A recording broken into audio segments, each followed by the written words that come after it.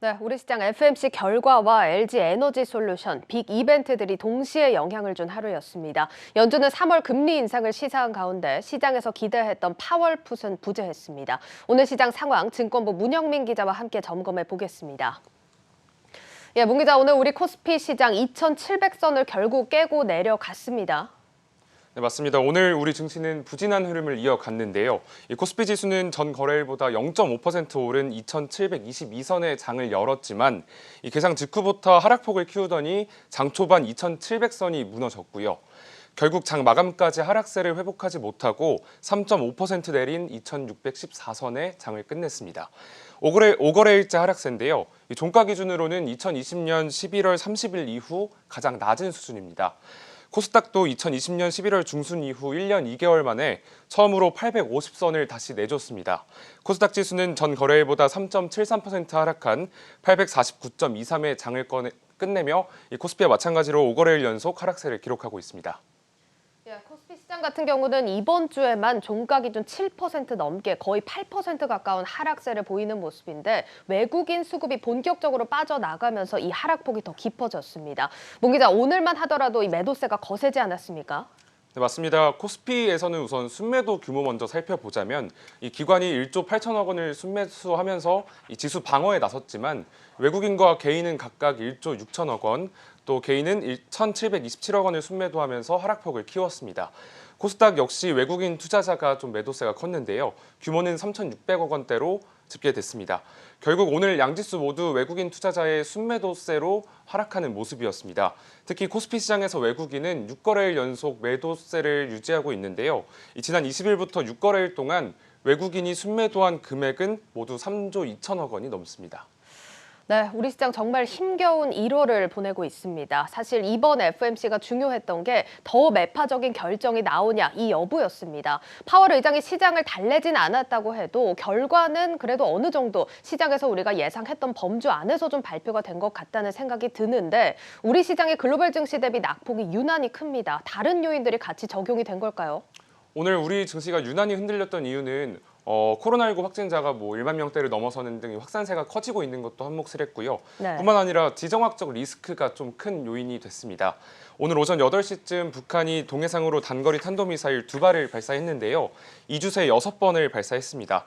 이러한 국내 지정학적 리스크에 더해서 이 우크라이나를 둘러싼 서방 국가들과 러시아의 긴장감도 증시 하락에 한몫을 했습니다. 오늘 러시아, 우크라이나, 프랑스, 독일은 4자 회담을 개최했지만 휴전에 최종 서명하지 않는 등 이 전쟁 불안감이 커지고 있는 상황입니다. 그럼에도 증권업계가 바라본 증시 하락의 가장 큰 이유는 앞서 살펴본 대로 미국발 긴축 리스크입니다. 우선 미국 연방준비제도는 오는 3월 테이퍼링을 종료하는 등 지금까지의 양적 완화 기조를 끝낼 예정인데요. 여기에 더해서 테이퍼링이 종료된 뒤에 같은 달 기준금리도 인상할 것으로 보입니다. 미국 현지 시간 26일 열린 연방공개시장위원회 회의 이후 제롬 파월 연준 의장은 오는 3월 기준금리 인상에 대한 강력한 의지를 내비쳤는데요. 이에 따라 지금까지 풍부했던 유동성이 줄어들 것으로 예상이 되자 이 투자자들이 증시 이탈을 지속하고 결과적으로 증시 또한 빠지는 모습을 보이는 겁니다. 이 FOMC 회의 결과가 우리 증시에 미치는 영향과 전망에 대해서 정의영 기자의 리포트로 확인하겠습니다. 제롬 파월 미국 연방준비제도 의장이 오는 3월 기준금리 인상을 시사했습니다. 지난밤 열린 1월 FOMC에서 파월 의장은 노동시장을 위협하지 않고도 금리를 인상할 수 있는 여지가 꽤 많다며 조건이 무르익는다고 가정한다면 3월에 금리를 올릴 수 있다고 말했습니다. 이에 증시 전문가들은 1월 인상에 대한 우려가 완화되며 증시의 추세적 하락은 제한적일 것이라고 내다봤습니다. 이미 최근의 급락세는 금리 인상에 대한 우려를 시장의 상당 부분 반영한 결과였다는 설명입니다. 실제 코스피 기준 12개월 PER과 PBR은 각각 9.7배와 0.97배로 장기 평균을 하회하고 있는 수준입니다. 낙폭은 분명히 과대하다라고 생각합니다. 많이 조정을 받았고 지수만 놓고 보면 과매도 상태에 들어가 있다라는 생각을 좀 하고 있어요. 지난해 고점 대비 생각해 보면 우리나라 시장은 20% 넘게 이미 조정을 받았기 때문에 추가적으로 낙폭을 크게 보고 있지는 않습니다. 다만 FOMC 회의 이후 파월 의장이 가진 기자회견에서 최근 증시 급락에 따른 불안감을 안도시켜줄 만한 언급이 없었다는 점은 부담 요소가 될 것이란 전망도 나옵니다.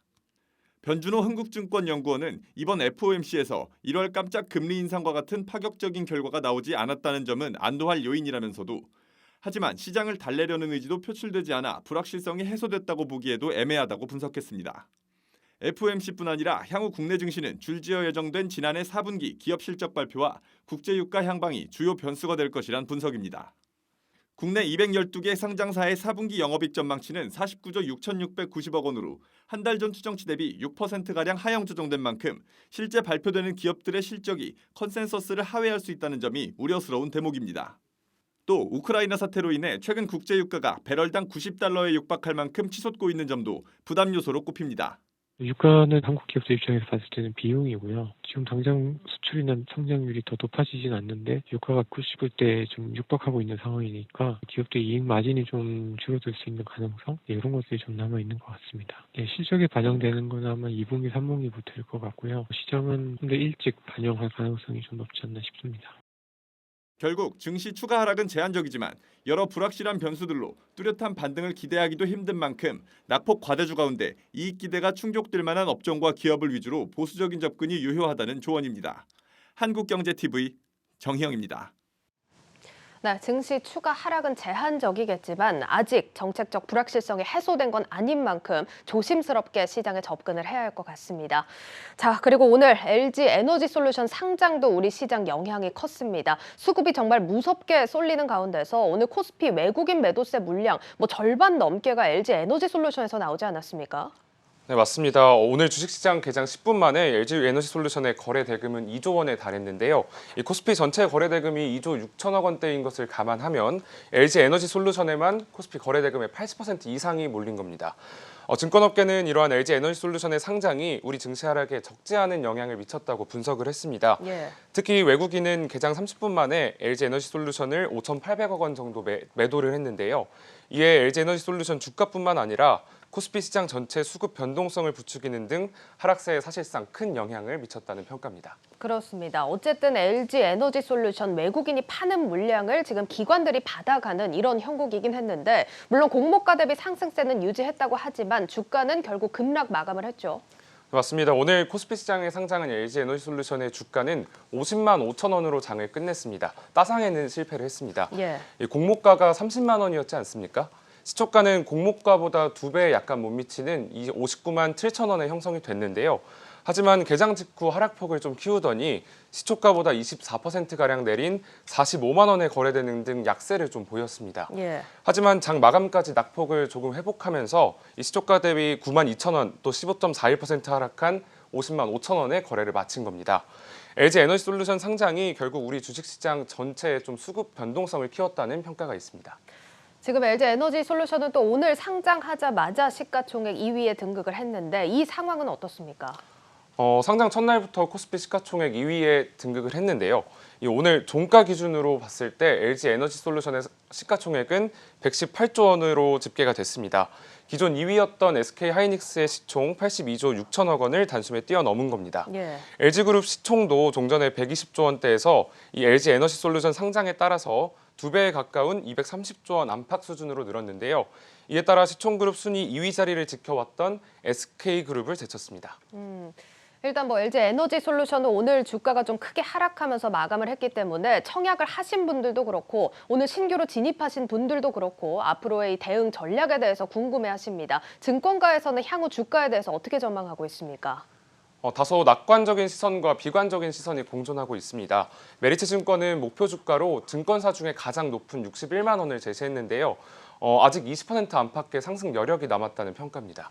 이어서 한국투자증권은 60만 원, 또 유진투자증권은 53만 원 등 오늘 종가보다 높은 금액을 제시했습니다. 반면 삼성증권과 NH투자증권, SK증권은 43만 원에서 44만 원을 제시했고요. 또 유한타증권은 39만 원으로 평가하면서 최대 20% 하락할 수도 있다고 경고를 한 겁니다. 그럼에도 증권업계는 LG 에너지솔루션의 실적 호조와 또 신기술 투자, 또 신사업 투자 등 주가를 이끌 요인은 좀 풍부하다라고 평가를 하고 있습니다. 예. 특히 LG 에너지솔루션이 주요 지수에 편입될 예정인데요. 이에 따라 패시브 자금이 주가 상승을 단기간에 견인할 수 있다고 평가까지 했습니다.